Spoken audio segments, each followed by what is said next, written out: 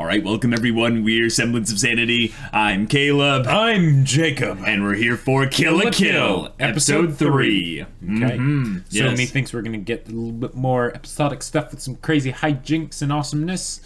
Yes, Yeah. and Ryuko is going to probably learn a little bit more about Senketsu. Yes, that's right. Probably learn a little bit more of how to utilize Senketsu. With the whole blood thread stuff. Yes, Whatever that is. yes, the vampiric aspect to it is also a little bit curious. Right. Maybe we'll get a little bit more of a steady trickle of information regarding Ryuko's father. Sure. Or and possibly via the homeroom teacher. Yes, yeah. yes. We don't know his name yet, but this homeroom teacher knows a lot more than he lets on. Yes, yes. He knows all about clothes and lack of clothes. Yes, yes. He has balanced both That's the power right. of clothes and the power of no clothes. Yes. It is compelling. But we also could use with another kind of mini antagonist to prep Ryuko for the eventual confrontation with Satsuki, probably. Right, yes. And to provide more ample opportunities for Mako to be best girl and Yes. give exposition Best hype and girl. need to be saved and provide hype and all that stuff. All that good stuff. Yes. So yeah, Kill a Kill, guys. Let's get into it. All right, guys, we're going to start the episode in 5, 4, 3, 2, 1, now. Oh. That's, That looks like Satsuki's. yeah, it does.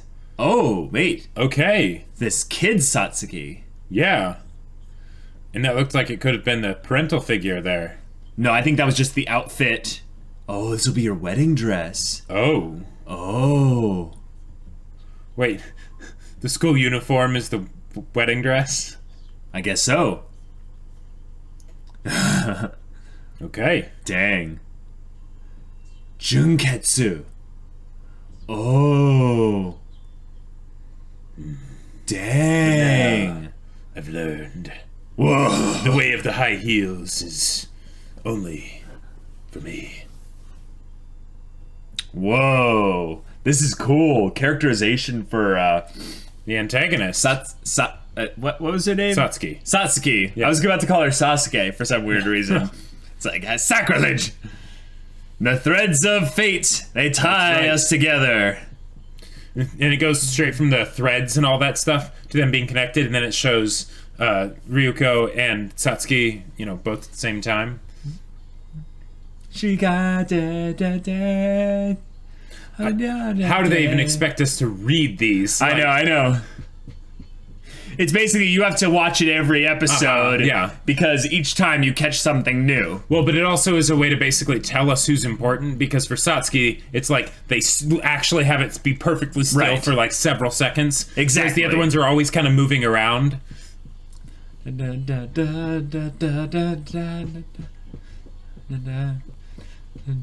So this is going to be a show with a lot of transformation sequences, like Oh, yeah? like everyone has their clothes, right? But their clothes have to have final forms. That's and right. the next form and stuff. It's vital to the plot. Right. Every inch of plot. Yeah. All right.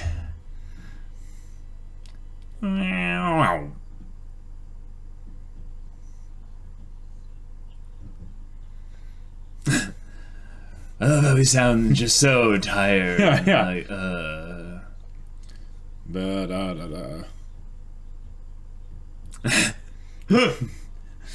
Where's Mako?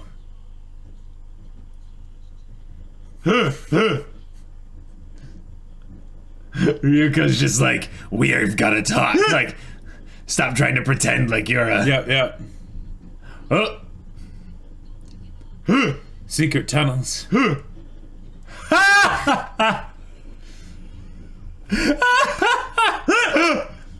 Same to school before you met before. Mikitsugi Aikuro. Okay, I'm guessing that's the homeroom teacher. Yeah. Probably. Just the way she spins her around and then gently. Yeah. Oh. Passion. Too much passion. Oh, what the heck? Why you gotta phrase it that way?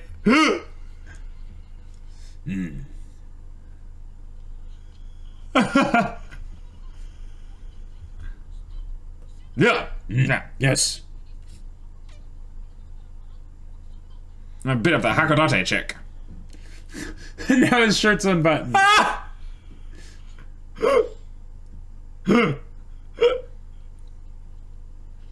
He's like, all right. Life fiber. Oh, okay. Okay. Ah, gotcha. So that was what makes them strong, is how much life fiber they have. Gotcha. Okay. But but hers is 100%.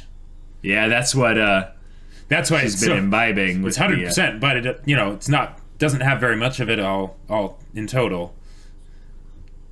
Okay, gotcha.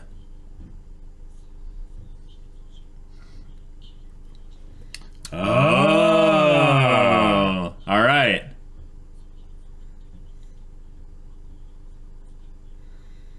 Right. Okay. So her father. Now his shirt's just completely off. Yes! Yes!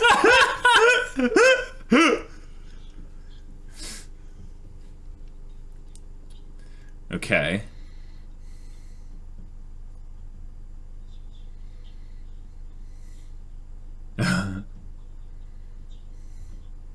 Wow. You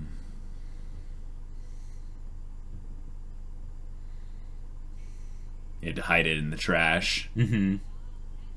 And he's sliding over to her. Yeah, She's like backing away. Yeah. Yeah, probably.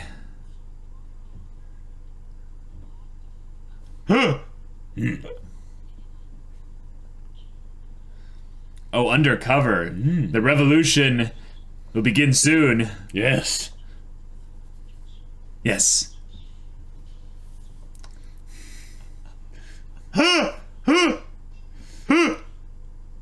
My God.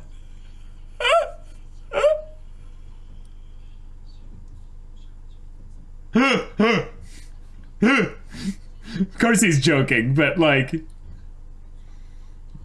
Ah.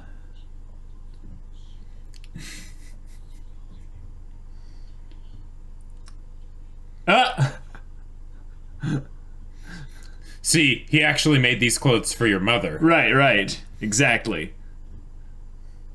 Because this is good. We know that he doesn't know everything, the homeroom teacher. 5-star? Dang.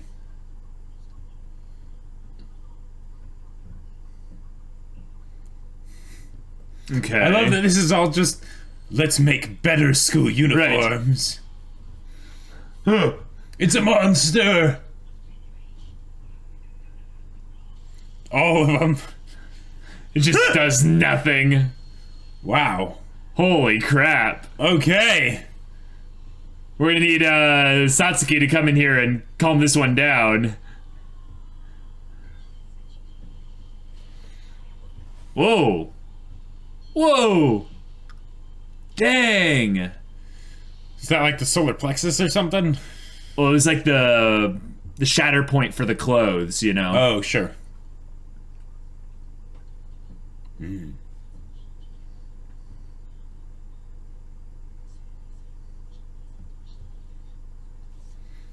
Dang.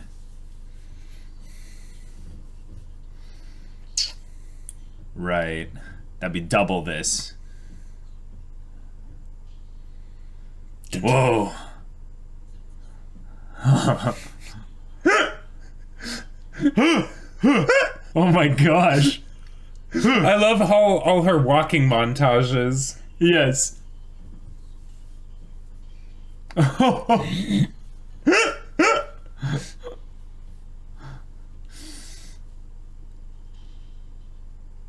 Secret laboratory.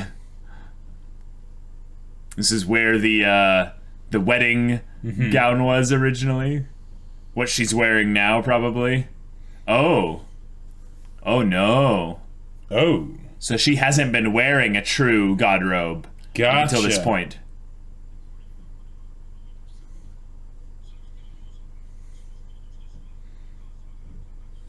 Your mother. Ah.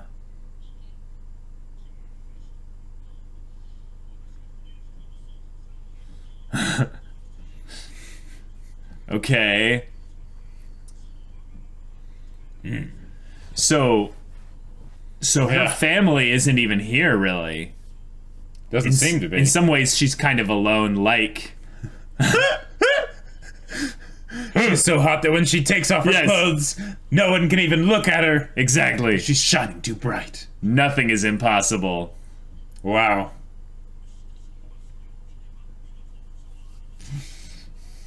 This is true. This is true. Oh, there's the blood.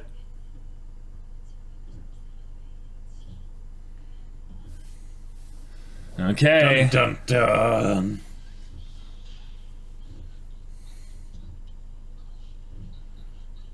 Dang.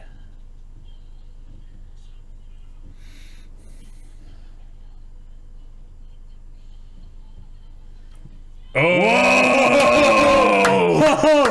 Wow! I love that line. Yes.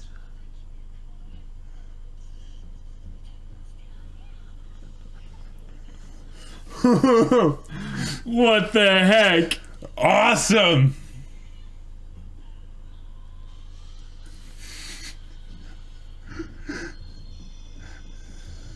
I love it. Wow. Guts, right? Yep, yep.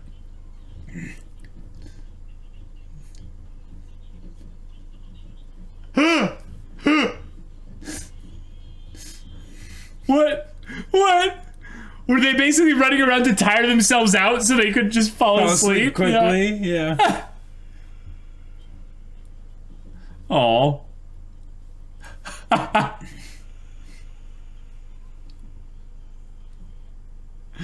Oh. I love what you said that so normally. Yeah, yeah. Becoming all but naked in the process. Oh, butt naked?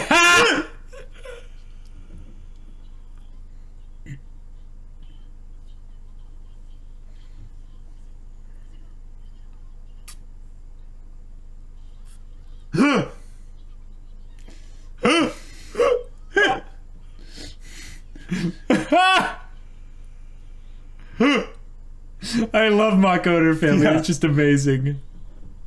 Dead,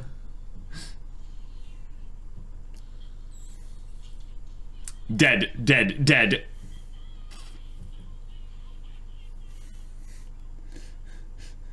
I love how they repeated the punching montage Yes. as if, like, she was just hitting them again and again.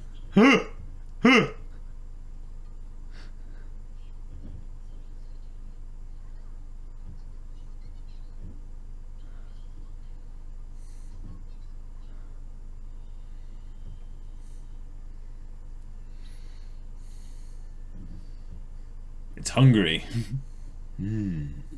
Oh, no, it's scared because it can feel Junketsu. Like, Oh, gotcha. Yeah. yeah. So she probably should never take that uniform off because... Yeah, yeah. Oh my god. We've been waiting for you. So I love this music.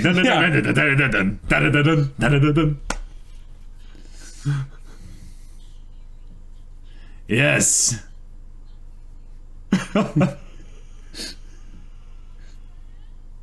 And Mako's just... Yeah, yeah.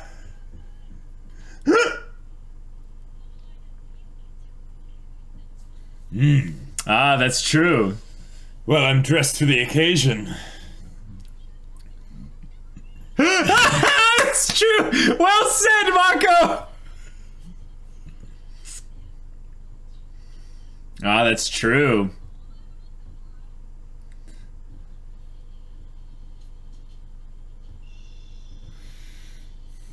Whoa! Whoa! Oh crap! That's amazing! Wow! This is a transformation sequence. Yeah. Oh my god!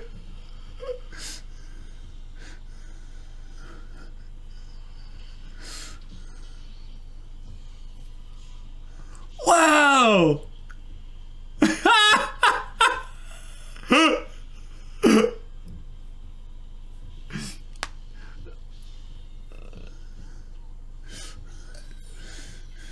Oh my god.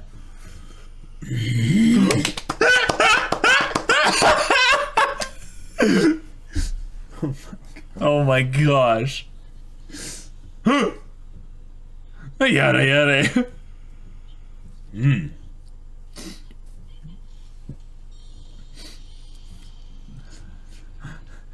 Yeah, but we've already seen this transformation sequence. You don't need to see it again. And suddenly it's a circular battle arena.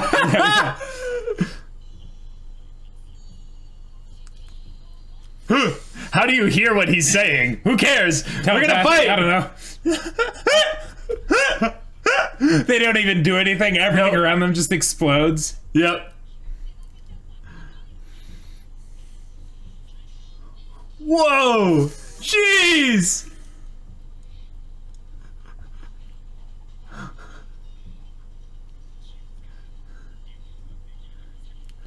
Oh, yeah.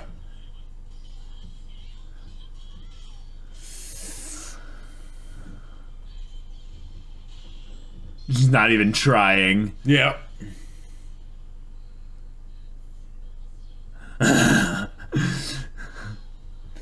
Oh. Wow. Oh! Oh! What the heck?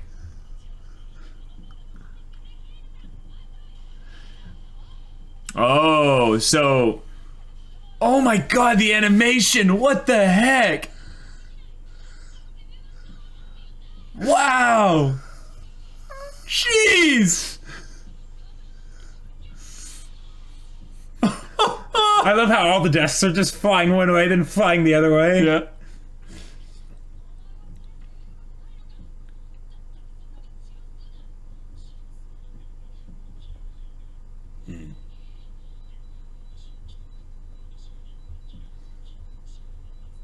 Right. The fiber needs life. Where does the life come from? You. Oh.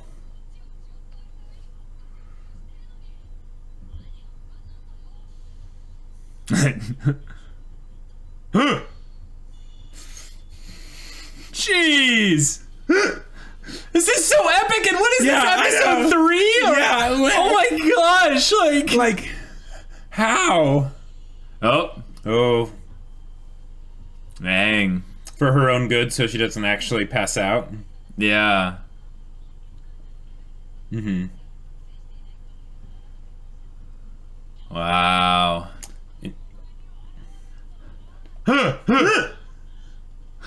She still talks smack, you know? Oh. Of course.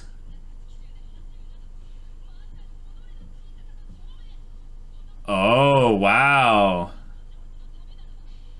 Love how that by the perspective they basically Dang. pick her. Oh my gosh. So this is like one of those like confidence things. Mm-hmm. Oh. Oh my gosh! What? Yes. Yes. Oh my gosh! Yes, Mako! Yes. Yes! She's got a great rack, yes!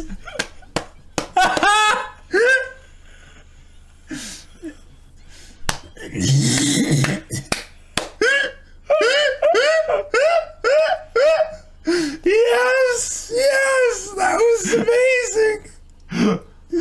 Oh my gosh. Oh my gosh, Mako, I love you. You blocked it without Senketsu Awakening.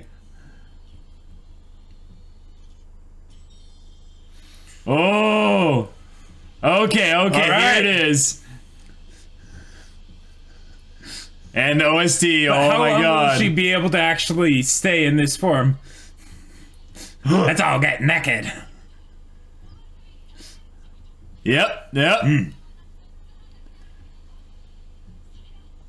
Wow. Okay. All right. Here we go. Okay, they're almost like they're exactly identical. The transformation sequences. Oh my gosh! Wow.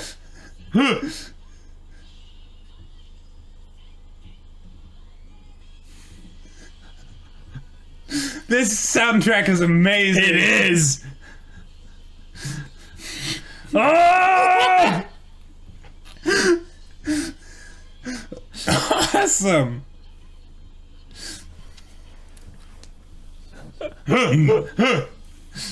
Now they've kind of reverted to the more like ridiculous animation, you know? Oh. Oh, curious. So it's a belief thing rather than a physical thing. Wow, okay.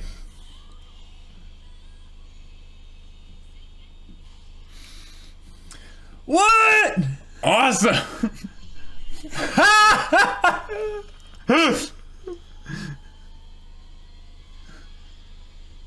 Okay, okay.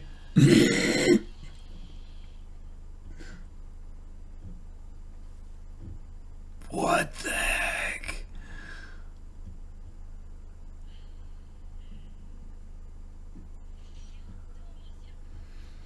Okay. Yes! All right. Oh, wow, this is so hype! But like it's gonna, the show's gonna keep going after this. Right, like, yeah, like how? What?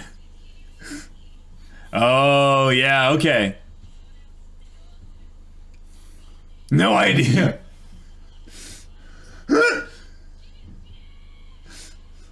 Let's see you grit those teeth.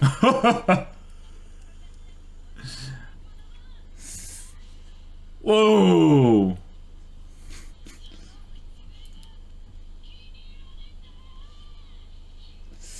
It's totally fine with me.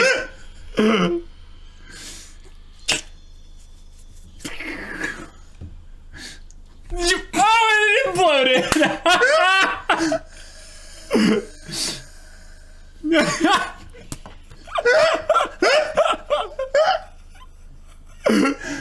Oh my gosh. Oh, hey, and it's forming the scissor. Oh, you're right.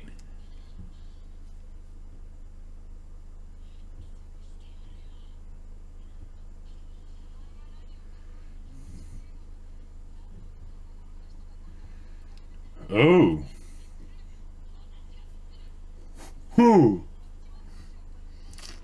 Oh.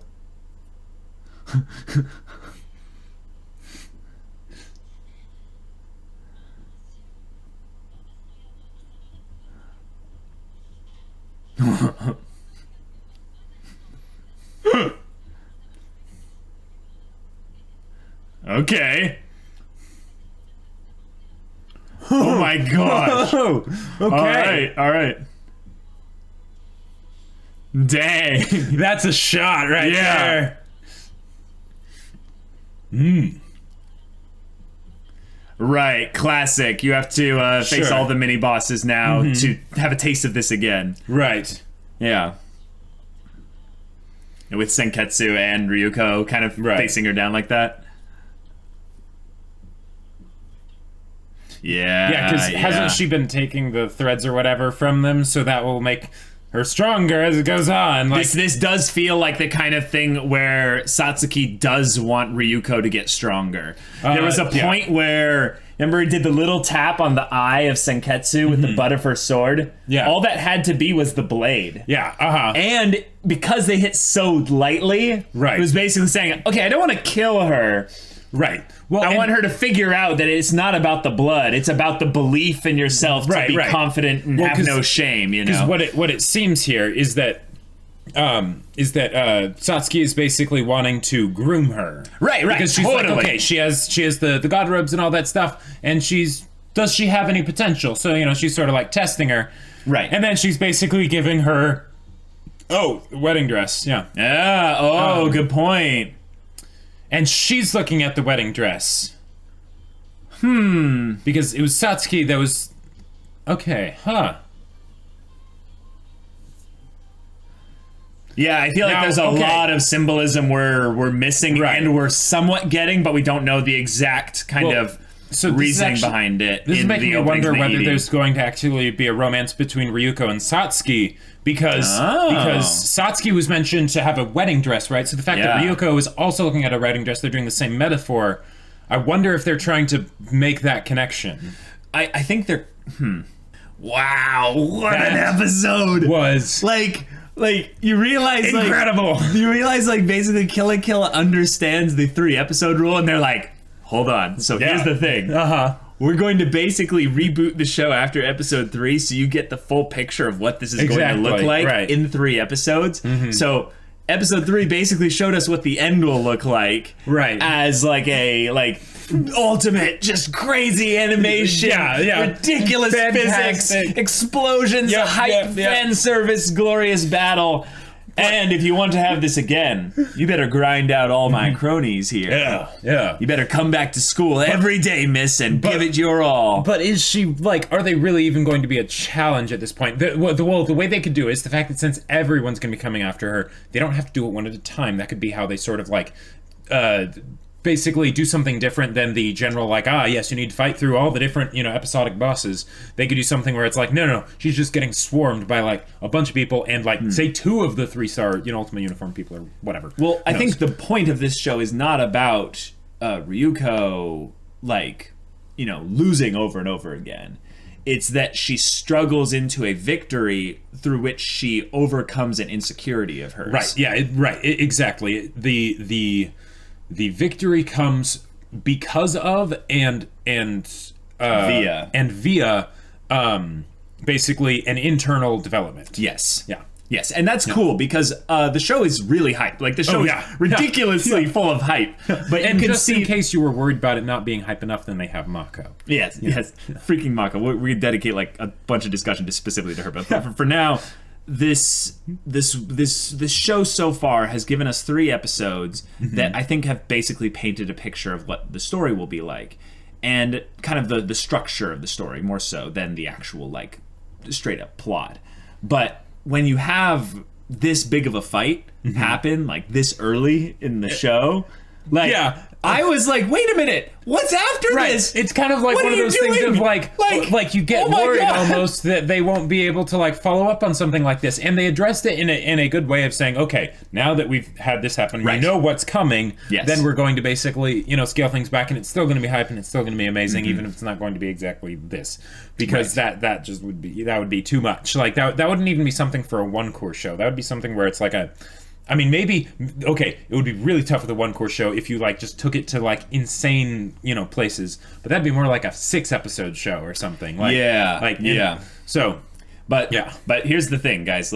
They got into some really cool stuff here beyond just the fight. The kind of things that each character was, I would say, the one part we're going to go back and just make sure we can get the exact dialogue part is the sparrow and the eagle. Yeah, it was. You don't ask the sparrow how the eagle soars. Yes.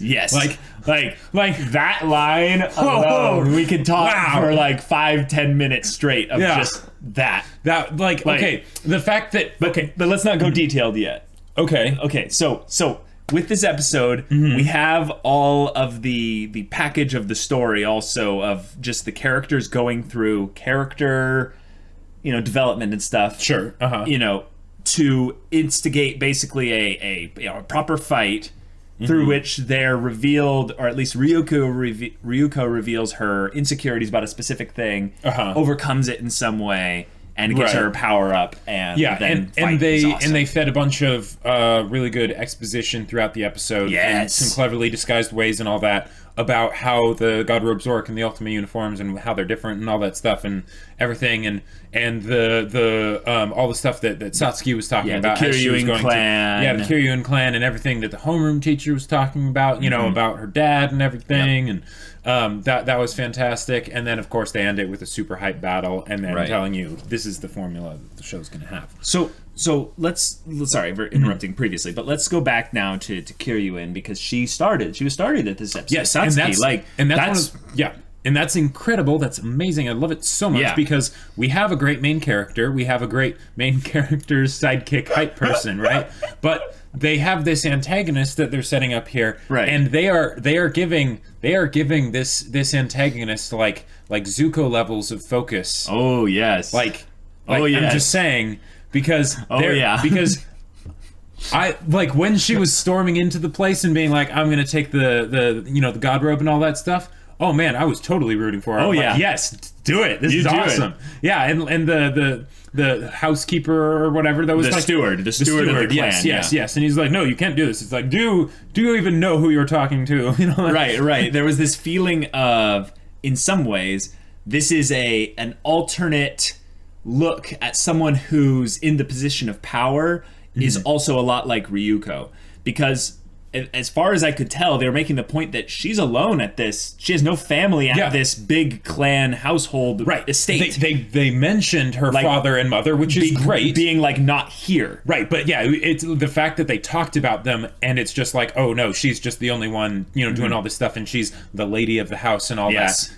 It's like, okay. Cool. Yeah, that's more parallels. It's more parallels between the main character and the antagonist. Yes, absolutely. And it also shows how basically the antagonist is the hero of their own story. Well, the hero of their own story, but also is basically a person that will help the main character grow. Yes, because the issues that say Ryuko was facing with self-confidence and things like that. Yeah, all that. Oh, Satsuki's got none of those problems. None of those. She's just like, oh yeah, okay, I feel like this is the comparison between movie Aragorn in Lord of the Rings and book Aragorn. Ooh, I like it. Because in movie Aragorn, I mean, it makes him probably a more compelling character. Relatable. More relatable and everything, because there's the conflict and my past and all that stuff and I don't want to wield this sword and all that.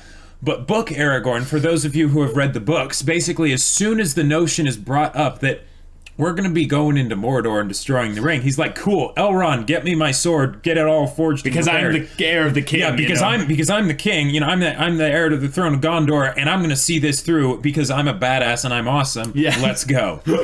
And it's totally different from movie Aragorn, and I feel like that's book Aragorn is Satsuki and Ryuko. Yeah. Movie Aragorn is Ryuko right now. And the fact that they showed that basically how they were in contrast with the parallels at the same time, and then of course with the epic awesome hype fight with the uniforms that were also very similar, so there's that too. They also seem like an image representation of the scissors being twins.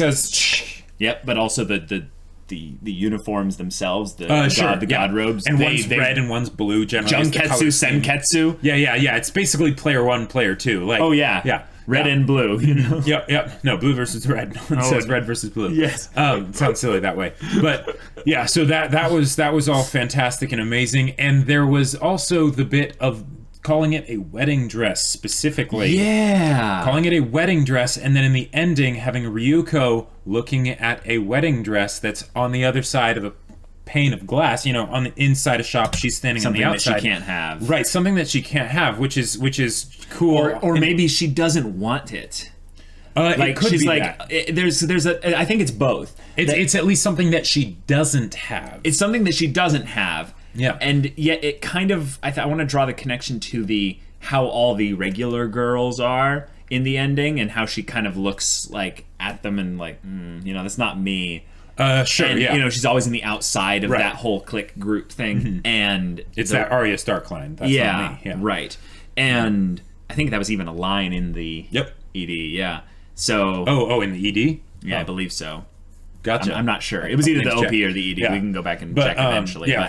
But there's a lot going on with how the characters of the protagonist and the antagonist in this case are weaved together. Yeah, and this is something that I get. And that was not an unintentional pun. No, that's intentional. I think that the story is trying to, like the threads of the life fiber and whatever, weave the two of them together, and that is foreshadowing their eventual team up. Yep. Because the thing about them actually fighting this early on actually kind of I would say also helps that theory, because if you have them fighting and like going all out this hard and heavy basically early on, I know, shut up, but it makes it even more likely that that's not going to be where they end up. Yeah, once this story ends, they will be more crossing, like hands and stuff rather than, blades. And that's one of the other reasons why I was wondering if they're going to go the whole romance angle with this, because they don't have to.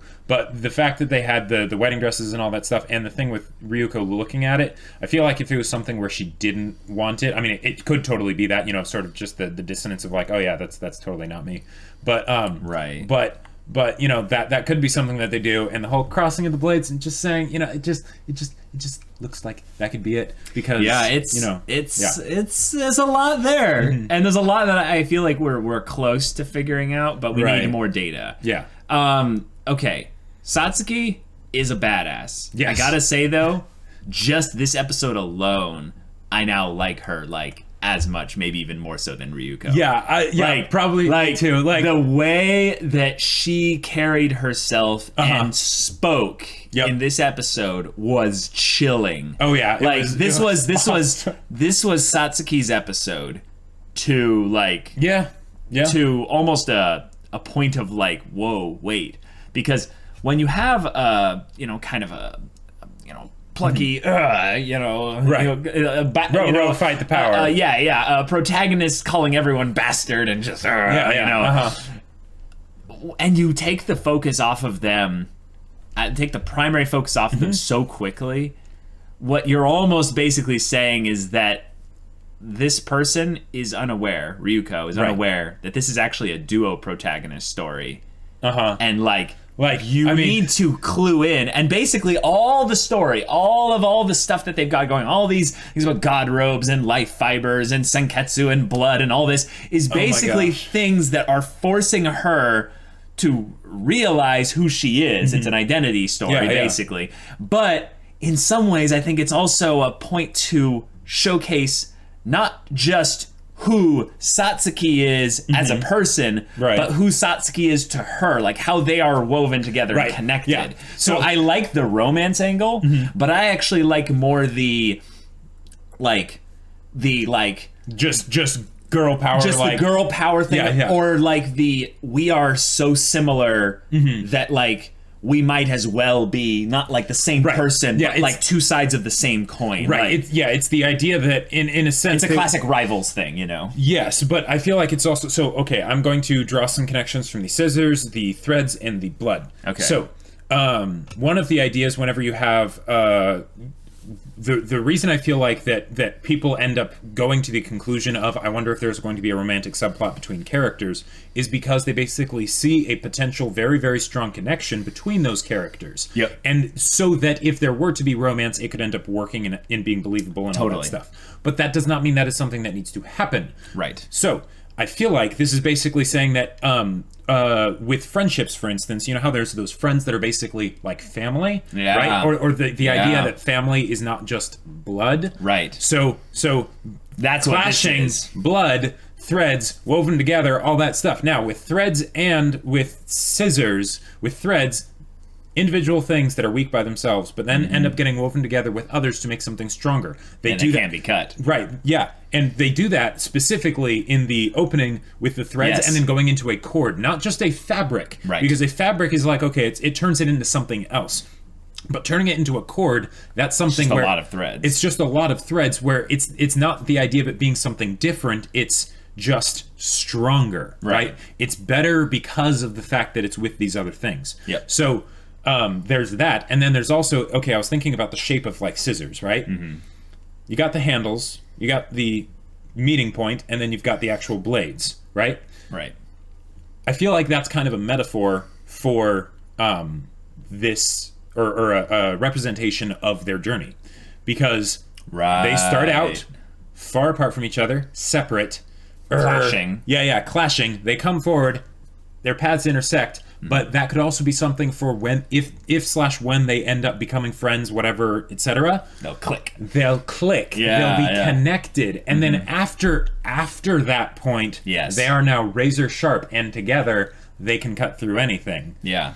Whereas before, Yeah, exactly. they just sort of, would bang against each other. You don't want you don't want the handle part of the scissors, right? Like Clang, clang, clang. That's not why you want scissors, right? You want scissors for the part after they connect. Yeah, and scissors are incredibly just use of angles here, because one of the things that's fascinating about scissors is that when you cut with scissors and you cut at the end point here, you have less cutting power potential than if you cut at the point where they meet. At the first point. So the larger you open up the scissors, the more you can utilize that point right here where it cuts all the way through. It's almost like saying the more diametrically opposed the two sides are, the better they function. I mean, I'm just saying. Yeah, this show is got some really cool visual storytelling going on right here, and we don't mean the plot. Oh no, we don't mean the plot. But the thing is, I want to call actual attention to the plot now, because they took it to the next level. Oh, they took it to the next level in this episode. And the thing is that I think I had an idea that this was going to be a fan service show, but there's something about why the fan service is there that overrides in my head all of the initial kind of I would say almost kind of embarrassment. Like the show is being really meta and self-aware about why people don't like fan service and about why fan service is necessary sometimes. So there's another show I really like called Konosuba. Konosuba uses both kinds of fan service. The stuff that's completely unnecessary and the stuff that's, more or less adding to the story. Right. Kill la Kill is something else. It's basically saying, oh, wait, why is it that you feel embarrassed, the equivalent of shame for, the fictional character doing the crazy, ridiculous thing. Right. Which is something I feel like the show is really self-aware, and I'm not able to truly give it enough credit yet because we haven't gone through any real arcs yet for a character. Sure. But I can see what they're setting up with Ryuko is a simple one around the idea of shame. And shame, in my personal opinion, even though I'm one that constantly experiences shame, I believe that shame is one of the most disgusting, horrible, useless things to feel and experience on planet Earth. It is probably one of the anytime I feel shame or another person feels shame, it frustrates me because what I feel like shame does is it makes you internalize, it makes you go inward in the wrong way. Yeah. And as a person who generally likes to go inward with a lot of my thoughts, feelings, everything, my approach to life really is to go inward first for a long time and just kind of sit on it and then from go there out. Go outward. Yeah. But with shame, it basically says, no, you stay inward. Right. You stay in there. Don't you dare come out. Yeah. And I really, really hate that. The thing is that there's so much in culture and in people and in the way that we, I would say, handle our own insecurities, that we accept shame for some weird reason. And it pisses me off so much. So the show going potentially... Now, this might be just a fan service show, but I think with the symbolism stuff, we know it's going to go a bit deeper. But specifically with shame, I don't know how deep it's going to go with it beyond just the, if you let go of shame, you get a power-up mechanic thing that they're bringing in here. Yeah. I want it to go really deep into this. And if it needs to utilize something that kind of arrests your attention with its fan service and, booty shots and whatever. Right. Who cares? Because shame is just that insidious and disgusting. So I'm like, okay, yes, let's do this. Let's go deep into why shame is just the one of the worst things, right? Especially for a person going on an identity journey. Sure. So, I don't think they're going to stay there though. Because here's the thing. I feel like the shame thing is something to address now, and they'll probably bring it up more later. But what I get the feeling is that they're rather going to be saying, so there's shame, and then there's confidence. Right. And they showed the juxtaposition between the two, with Satsuki being amazingly confident. Oh, yes. And then, Ryuko being ashamed of like, oh, man, I am butt naked with two T's, right now, all butt naked with two T's right now, and the fact is, like, okay, this is still very much a fan service thing, like the fact that they're adding all this extra dimensionality and sorry, but dimensionality, yeah, dimensionality. And social commentary and all that stuff is fantastic, and I feel like that's basically something where, like, when I think about like what the thought process might have been for something like this, they're like, okay, we want it to be hype, we want it to be fan servicey, because that does help. Now, what can we do to then take that fan servicey thing and make it actually a benefit to the show, right? Not as opposed to a drawback. And then they ended up coming up with this, and it is fantastic. It's going to get even more fantastic, I feel like. But at the same time, I get the feeling the original reason that it's here is just, the fan service. But I am totally with you. I feel like, though, this show is wrapped in way too much symbolism, right, to be unintentional. Oh, absolutely. But like the point is I think that you look at this and you get basically what you bring into it. I think if you weren't if you weren't willing to look for symbolism, you won't find any. Yeah. And they put in plenty in there so that if you weren't, like, if you initially were thinking it was just going to be fan service, hey, no, there is more here. Right. Which is just great. Right. And there's a lot of I would say fun that they're having with the fan service, but not specifically for the fan service's sake, but basically to get your attention to be, I would say there's a manic pacing to the show still within the scene by scene, frame by frame setting or whatever, but there's also something where I feel like the fan service, even how they'll do the camera, so to speak, angles and shots and things, and panning in on the butt crack and like clenched up, with I don't feel condescended to by the fan service. Sure. Now, this is something I feel like is a personal just preference thing. There's a lot of fan service where, one, it's not animated. So here's an example. We have classic Aqua doesn't wear panties thing. Yeah. They don't animate anything about that. It's just there. There's nothing moving. It's just a shot, and we're sitting there. It's lazy. It's just there.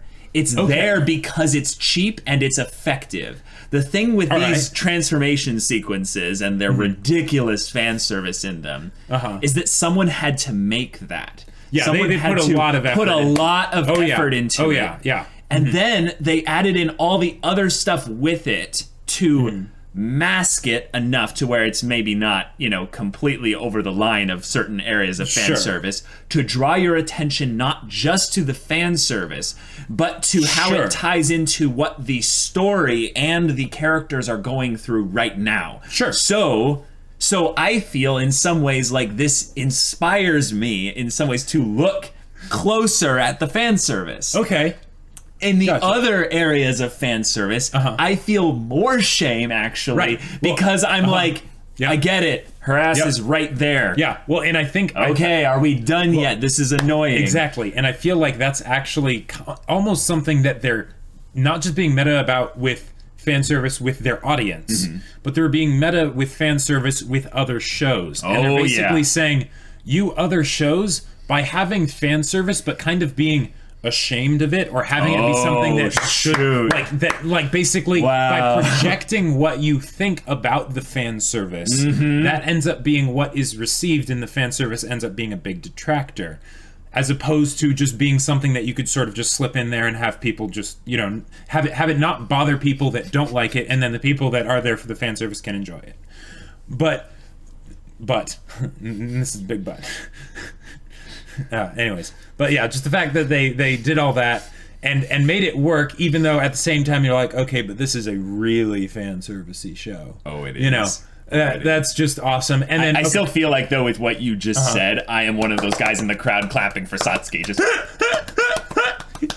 that was all amazing because every time Satsuki's like even just the walking montages, of just normally just walking around, it just oozes confidence. Oh my gosh! So then the style of the show and just just badass everything. Yeah. Just so when she ends up doing the transformation and everyone's clapping, like because it's not just the fan service aspect, it's like the look in her eyes as she's transforming and everything. Like because you realize that like this is she's like, I am so badass. You're about to see one of the most amazing things in this universe. And then everyone's like, yes, we did see the most amazing thing. And it's not just so it makes it so that it's a double. Basically, there's two reasons that the people would be clapping. One is for the fan service, right? Whatever. But that could just be why there were hearts in their eyes. Oh, yes. But then the claps is because we love and respect you, and you are our fearless leader. And go conquer and beat down the intruder.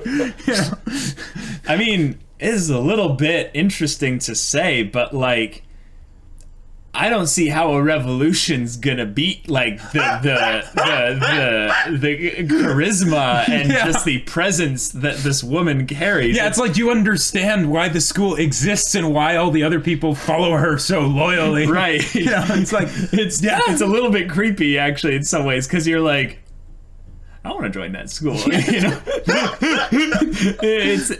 It's the kind of thing where you see how she's meant to be the antagonist, but that once they're ready to make the transition, she will be a like duo protagonist. And it'll be awesome, and it will be amazing. Because quite frankly, right now she's just too dang magnetic. I was holding off on saying it so many times throughout this discussion, and thank you for saying it, because now everyone can be like, dang it, they brought up the magnets again, but it was Jacob this time, Nani. Okay, what? So I feel like now would be a very proper time to talk about Mako. Because, yes. Okay, here's the thing. Satsuki, yes, she was the MVP of this episode. She was. But and that's a big but. Yes. Just like the big rack that Mako reaffirmed Ryuko has. Yes. That was I don't even know how to describe it, but it was the single most amazing something that I have ever seen. Like, as far as just hype up speeches that also is a whole big just fan service joke. Yes, like because that was essentially the you can do this, brother. Like that's basically what it was. Except no. This was Mako's rendition of that. This is 13 out of 10. This is Mako out of 10. 69 out of 10. Speedwagon out of 10. Just like we are going to make you, Ryuko, the most confident person by my words of encouragement and my affirmations of you and your ginormous rack and everything about your body and who you are as a person. Get naked, because right now this is your time. This is your moment. Get those clothes off now. And what's funny is that even with like the stuff that she was saying, like I'm pretty sure very clearly Ryuko did not have a bigger rack than Satsuki. Like I think the actual point they were trying to make. I know that's not the point. Well, no, not the point with that, but actually just we're talking about the size of racks here. There is exactly the same. And this is something I feel like because the transformation sequence was exactly the same. Okay. They're not trying to make the point of that their physical bodies are any different, really. If anything, it's almost a joke because they did that whole like upward shot where like Satsuki's boobs kept getting like bigger and like covering her face. That was actually a more of a zoomed in shot where they were talking about how she'd be like, I would bare my breasts before the whole world before I would lose or something like that. But no, I think that the joke of this is that this is how Mako sees Ryuko. Exactly, yes. And who cares what reality is? Yeah, she's in her own reality. Mako's boobs were the ones like enlarging as she like moved across like her hands and stuff. So it's like forget both their acts. It's Mako. I love Mako. And here's the other thing. It wasn't just that Mako said all the things that she said. Yes.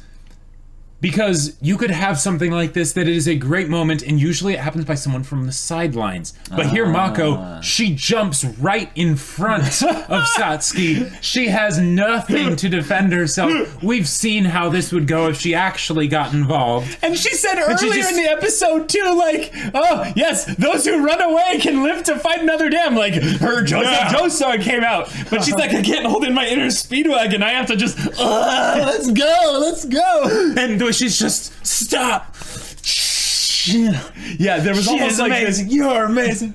There was almost this like simplicity to it where when she comes out, she's like, stop. She like channeled the same light that Satsuki like bears out of her very body whenever she like stands proud or whatever. And like Mako channeled it for a brief second, and Satsuki's like, nani? And then she instead of being like perfectly animated, they like chopped it at like specific parts, but then when she like did the hand thing over her breast, it's like the smoothest animation ever. It's just like, okay, all right, like Kill la Kill. Like, we're not worthy. We're not worthy. We're not worthy. That was just so great. Like, boy. Like, yeah. As far as like anime moments that I'll remember for the rest of my days, that I will never forget. I'll never one. forget that. Like I'm going to go back and rewatch that probably about 50 times. Oh yeah. Like, because in some ways, motivational speeches at their core. Guys, this is like way too real. But like in some ways, like clothes are pretty much pointless. You know what I mean? Like the only reason coming soon. That's what's No, but really, like I play a lot of sports that involved running growing up, and I play ultimate frisbee right now. And every time I go there and stuff, I'm like, why do I do skins versus shirts or something? Well, that's the thing. It's not like a confidence thing or anything like that. It's just, it's annoying having to run with all these layers and stuff. And I see this innocent Mako scene, and I like want to go way too deep into it because it's like I'm going to go deep into it. Okay, here we go. Mako is basically saying, cast it off. Cast off all those things that restrain you. Cast off all your shame, your embarrassment.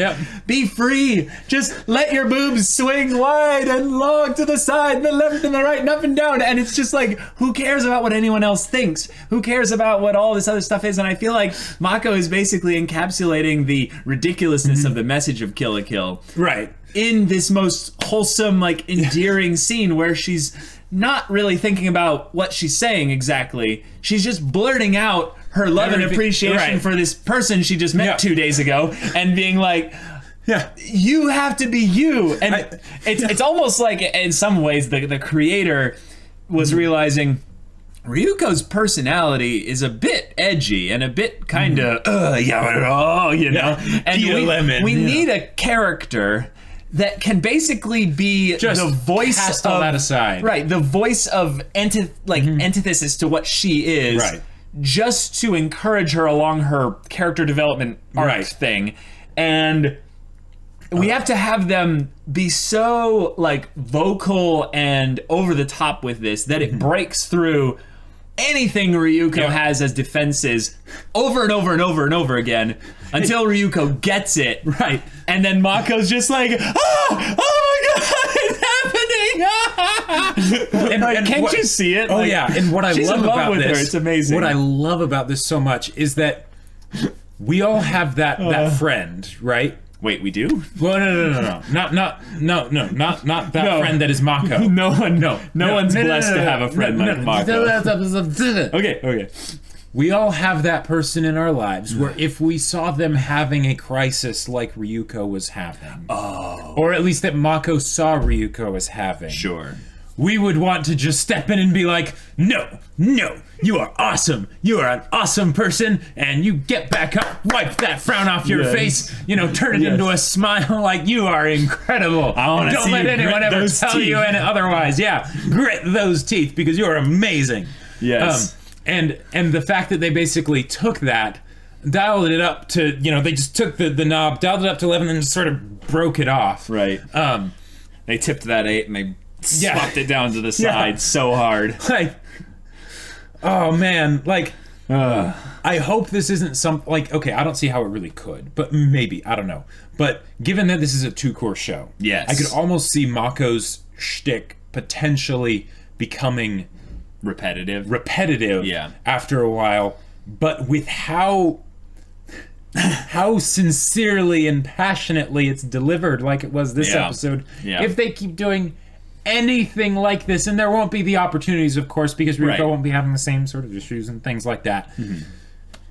Wow, like that oh man, this show is incredible when you think about the fact that there are 3 core characters right now. Really, there's the homeroom teacher, right? But it's Ryuko, Mako is the sort of side main character, right? And then Satsuki. You know, as the probably what's going to be the secondary main character. Right. I would say actually in some ways Senketsu is a bigger character right now than Mako because he's more tied to the plot. Mako is there to be really in her one scene, but we don't really have sure. He is Senketsu is throughout. Senketsu is throughout, so he'll probably play a bigger role overall, but the fact that so far as like, you know, personalities and things like that, it's great to see the homeroom teacher just each shot like have less clothing on, you know? Like that's awesome. But I don't see him as a character right now. I don't see Senketsu as a character right now. Gotcha. Probably will become characters in my mind later, but so far they're the only 3 real characters in you know, as far as I see it. Okay. And the fact that I love all of them so much, that is amazing. 100% character like success rate like that. That is incredible. Like if 3 you just characters in 3 episodes. Yep, like perfect. See, I do think that Satsuki needed this episode. Oh, absolutely. But they could have not delivered.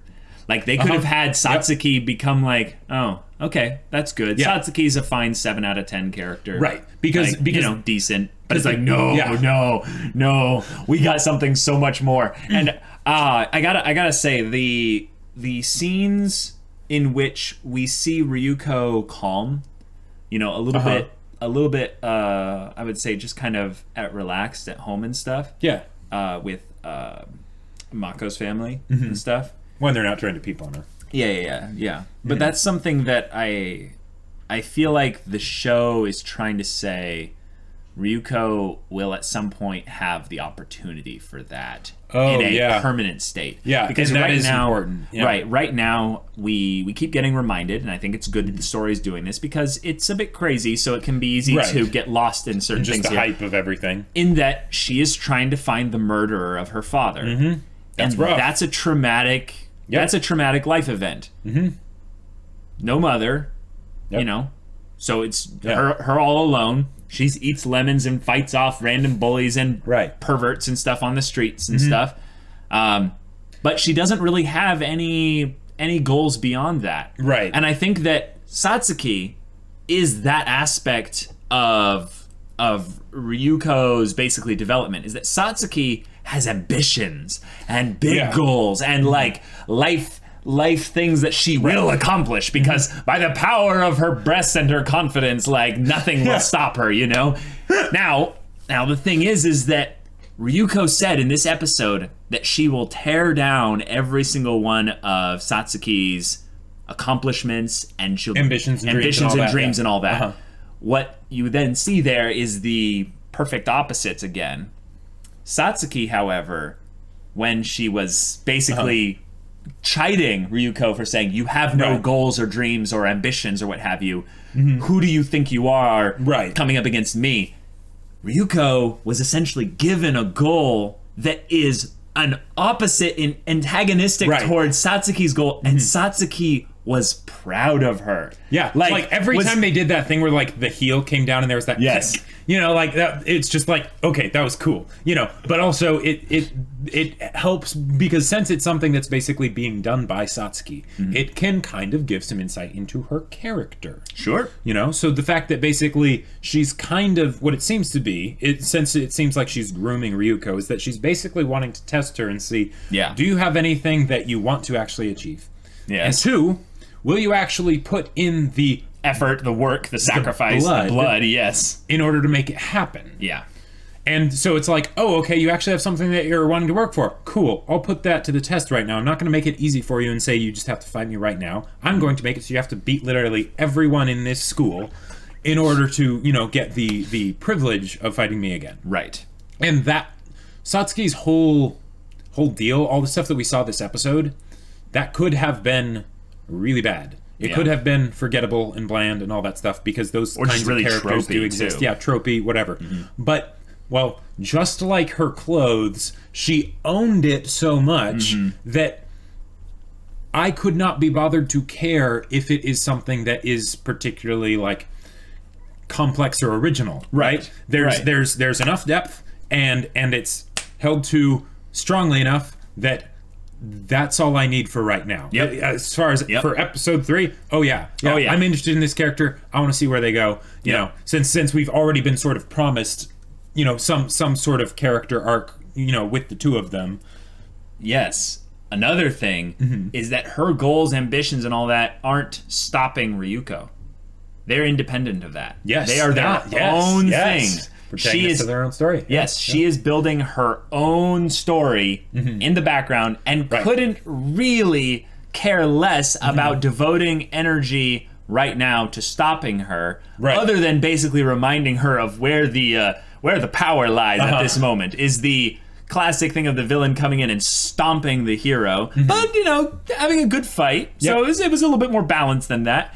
And she's just like, yeah, well done. You at least gave it a try. Now, let me, you know, show you that, you know, it's not going to be that time for the grind. Easy. Yes. So you better, you know, work on that. In the meanwhile, I'm going to work on my thing, which they did a lot of exposition this episode regarding the way the world works here. So let's lightly touch on that, and I think we'd be done for discussion and stuff. Sure. But they talked about how the life fibers are distributed in the uniforms, specifically in percentages based around how much power they want that suit to have. Right, and they tried to up it, didn't work. They tried to, give it to be half of what would be the equivalent of a god robes, like making it 50%. Right. And it made the person Hulk rage out.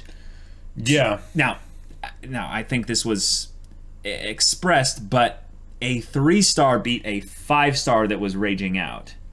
And I think that was just because they knew about, like, they had safety measures in place. Kind of yes, but that's something I think is kind of cool, is that we now see also that a 3-star could beat Ryuko. Could give Ryuko probably a run for her money. So it's not going to be just Ryuko stomping every single person easily. Not. Most of them will probably be her victories, like the previous episodes have been. And she might not always have a Mako to give her an amazing hype-up speech so that she's willing to go full-on, you know, transformation sequence and all that. Totally. Yeah. So I think that's a clever thing to bring up. I also like that we get a little bit of a picture as to the Kiryuin clan's desire for world domination.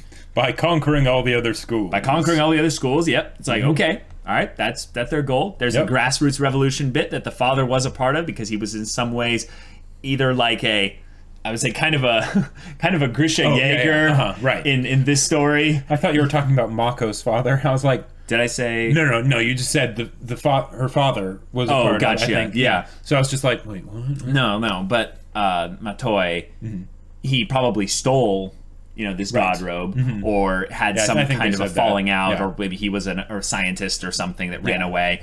But I believe they went over that this episode. Yeah. But just saying that there was a connection there, and he's kind of leaving things in the care of the homeroom teacher to be passed on to Ryuko, believing that she can do this. It's I don't know. It's kind of a cool thing of the father's belief beyond the grave. It's a story trope kind of thing. It's like I always believed in you. It's the why did you leave me? It's like you're so strong. Like, of course I wanted to be with you, but you don't really need me. Yeah, not anymore. Not anymore. Yeah. And I like the imagery of that to a Ryuko that's grown and, you know, is probably willing to cry and to feel things, you know, a little bit more, you know, vulnerably. Basically, to have no shame. Right. And I think that's really cool. Just the lineage aspect of that. And maybe we'll find out also that there's some lineage aspect to Kiryu and Satsuki in how she has her whole clan thing basically in power.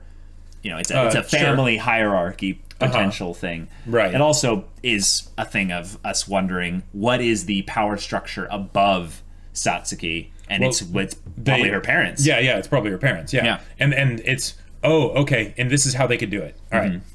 So if Ryuko ends up really being a problem, right. one of the things they've established is that Kiryuin family is wanting to dominate the world, right? Sure.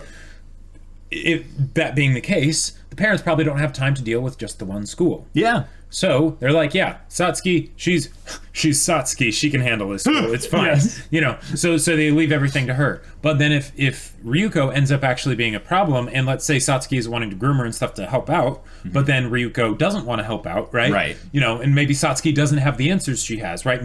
I get the feeling like Satsuki didn't actually, wasn't the one who killed her father, you know? Oh, but I think it could be. That would be some great points of conflict. But I get the feeling she's just like, I don't know about that, but who are you? I don't care. You know, I'm not going to give you the answers you seek because I have no reason to, even though I could and make you go away. That's my point, is that she has the answers, and if she has the answers, she probably is the one that did it. But I think she thinks she can use this single-minded, you know, dogged, one-track revenge thing as I'm going to use this to groom and basically make you stronger so that maybe in the future I can use this power and this strength. But if it ends up going badly and Ryuko doesn't end up joining up with her, then by that point she could have basically leveled up enough, you know, absorbed enough threads, you know, whatever, that the parents have to intervene basically. And then it's like, oh, you haven't been, you know, doing a good enough job, Satsuki. You know, now we need to come in and you know, and actually okay, you know, time to, you know, just stomp out this little rebellion that is trying to be had or whatever. That also could be the tie-in to how Satsuki and Ryuko end up teaming up, is that it's then a thing of fight the power, and Satsuki doesn't like the way her parents do things, you know, exactly. So possibly. They both have different reasons for taking down the parents. Okay. Just a thought. Sure. Just a thought. Yeah. But I don't really have any more to discuss. This is just a fantastic third episode. And this was an amazing episode. So much good stuff. So excited for what's going to happen in the rest of this show, because if this is episode 3, then holy crap. We were not prepared. This is so good. And we didn't even fully touch on everything. All the stuff with the homeroom teacher, sort of just sliding closer on the couch and things like that. Those little bits are they're just amazing. The fact that Ryuko just puts the sword in between them and things like that. You mentioned something actually really interesting in this episode, and it was when the homeroom teacher talked about, he's like, wait, why did my father make this skanky outfit, basically? And he's like, who knows? Maybe your dad was into that. Maybe that was his taste. Right. I misinterpret it as the thing of he wanted to see his daughter in a skanky outfit. But no, what it means is your father was a cross-dresser and really enjoyed the idea of wearing this outfit. And you were like, wait, maybe it was originally for the mom. Yeah. And I was like, oh, wait a minute. That just keeps bringing up the mystery then of you know, what happened to the mom? Right, yeah. You know, what happened to her? Okay. Maybe there's a lot more mystery to this show than we let on, and that's where the show actually has a lot of plot longevity. Is it's not going to be just the episodic beat the next baddie stuff there. It's going to be, let's reveal the mystery of what actually happened in Ishin Matoi's past, and that's where there can be a lot of big reveals and a lot of big WTF moments and a lot of just kind of hype, cool stuff to add context to these crazy fights. Okay, this is probably completely way off. Okay. But what if they were sisters? I love it.